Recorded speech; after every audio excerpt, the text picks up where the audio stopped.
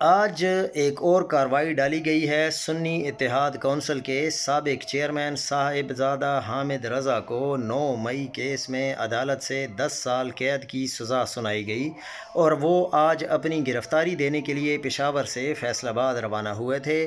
انہوں نے رات KPK ہاؤس میں قیام کیا تھا، مگر جیسے ہی وہاں سے نکلے، اسلام آباد پولیس نے ایک چیک پوسٹ پر ان کی گاڑی روک کر انہیں گرفتار کر لیا۔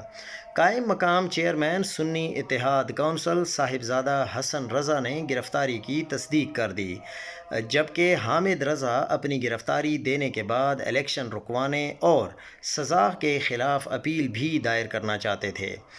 اب جب ایک شخص خود آ رہا ہے اور گرفتاری بھی دے رہا ہے اور اس کے وارنٹ پہلے سے جاری ہیں، تو پھر میرے خیال سے ان کو یہاں پر گرفتار نہیں کرنا چاہیے تھا، لیکن دوسری سائیڈ بھی دیکھنی چاہیے۔